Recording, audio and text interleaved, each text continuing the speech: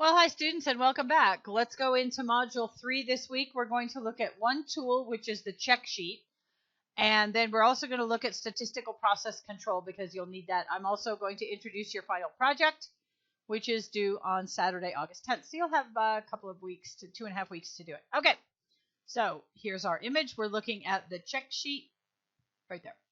Okay, according to our optional text, the check sheet is used for counting and accumulating data and allows a team to systematically record and compile data from historical courses or observations as they happen so that patterns and trends can be clearly detected and shown. It creates easy to understand data that come from a simple, efficient process that can be applied to any key performance areas. It builds with each observation a clearer picture of the facts as opposed to the opinions of each team member. It forces agreement on the definition of each condition or event. Every person has to be looking for and recording the same thing, and it makes patterns in the data become obvious quickly. So the other thing we're going to review is statistical process control. Now, in a perfect world, this would have been in Module 1. But there was so much going on in Module 1 with what is a process and the discussion and the assignments and the intro discussion. And I tried moving things around. I couldn't swap those two. It just didn't work that way. So it's here. But it's here. So statistical process control is a method of quality control which employs statistical methods to monitor and control a process. This helps to ensure that the process operates efficiently, producing more specification-conforming products with less waste. SPC can be applied to any process where the conforming product, the product that meets the specifications, output can be measured. Okay, I'll get into this a little bit more. So articles, videos, one discussion, reply to at least 2 others, and a quality tools assignment. So here are your readings about the check sheet. So I gave you the usual 3. Here are some readings about statistical control process, and who spelled it that way? Statistical. Okay, I don't know where that came from. Dyslexia. Okay, statistical control process. So, and as always, feel free, if this doesn't make sense to you, keep looking, okay? So there's the Wikipedia and some other things here. You just need to know what this is. Here are the videos on check sheets and some videos on statistical process control. Your discussion is, what is statistical process control in your own words? How is it used? Why is it important? What quality tools are used in this process? How would you use this in your homework, school, or other? Reply to at least 2 others with helpful suggestions. So this means you must post first before seeing the forum. So when you go in, you have to do yours, and then you'll see the others so that you can reply to them. Okay, so I've given you the data for this is your one assignment. So create a check sheet based on the data in the chart. All right, so here's what you're doing. You're tracking the number of mistakes in a beginning typing class over a 3-week period. Your task is to organize them into a check sheet. So I've given you some data. All right, so considering, I'm going to let you fill in the rest. I don't really, all this is putting numbers into this check sheet, okay? So I've given you some. So, and consider that this is a typing class over 3 weeks. So I didn't put numbers that are very high right here, but you would think they go down and then they go down even more, but they could certainly go up. Just fill in some numbers right here, total them across, total them down, and create the check sheet using Word, Excel, PowerPoint, hand draw it, take a picture, upload it. That's all I need, okay? So if you mess up or if the wrong file is submitted, there are 3 submissions allowed. So just fill in some numbers. All I need to do is see that the numbers are put on a check sheet. All right, now your final project. This is the information only. You have until August 10th.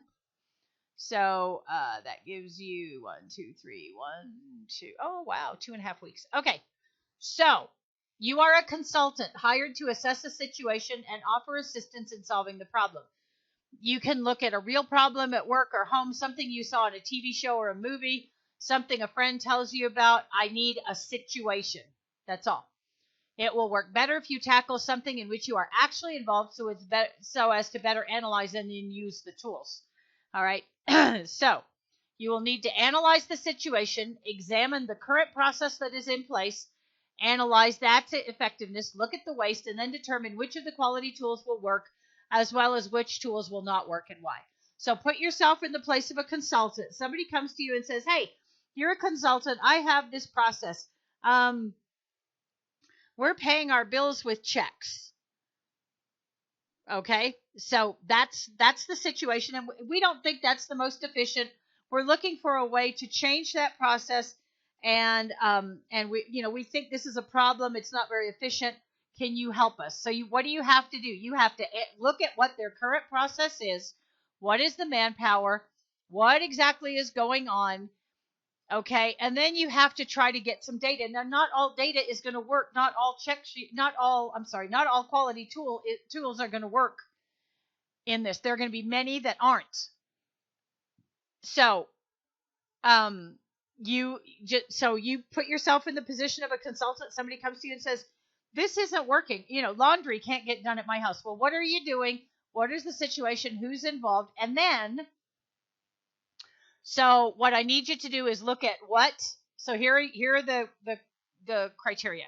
Okay, determine the situation that your client is having. What is it that needs to be analyzed? Go through the processes that are currently in place and analyze the effectiveness of that process. Analyze any waste. Excuse me. Determine the data that is being used and use that data to create each of the quality tools, and then tell whether that tool will work or not and why or why not. Incorporate the plan, do, check, act cycle. Create each of the quality tools using the same data. Tell why the tool works or why it doesn't. Determine the best tool or tools that give your client the best idea of what's wrong and how to fix the problem, and make a recommendation. You can write yours at your, I wonder what that means. You can write your report as the analysis and recommendation to the client or just to me, but it include the following headings at the very least. I'm going to be looking for these when I grade. So you don't have to have a cover sheet unless you want to. You're doing the report. You can write back to Jane Doe. You can write back to me as though I'm your client. Pick a situation, something where you can go in and analyze data. Okay. Introduction. Who is the client? Why they contacted? What do they perceive as the problem, or what do they want you to analyze? What is your initial analysis of the situation? What are the processes currently in place? Specifically, and be very thorough. Do you have an idea of where the process is lacking? Data. Determine the data from your analysis. You will use this data throughout the rest of your paper. Include a waste analysis. Determine the PDCA for this and include it. Then, I want you to create each of the tools. So you should have quality tools, a heading for quality tools, histogram. This doesn't work because the data doesn't represent whatever. Cause and effect. Gotcha. This one works because I could tell these people are not doing this. The brainstorming showed this. And then put a heading for each of these and at least try to incorporate the data. It won't work for every situation. I know that. But my goal is to have you apply the data in each of these. So I want you to try to use these. If the histogram doesn't work, the scatter this chart does not work because it does not represent what is going on. Okay, whatever you need to say, at least address all of these, but certainly put in whichever chart, diagram, or check sheet that works. If more than one tool works, that's fine. But you need to address each of these. And then you can do recommendation and conclusion either together or separately. Use the tools that work and show your client the data and make a recommendation. Your conclusion should wrap up how the quality tools were useful in determining the situation and in making the recommendation. I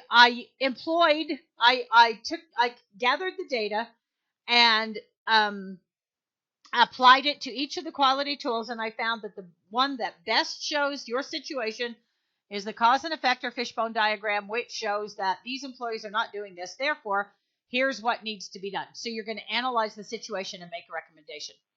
So that is what is going on. And so have that done by August 10th.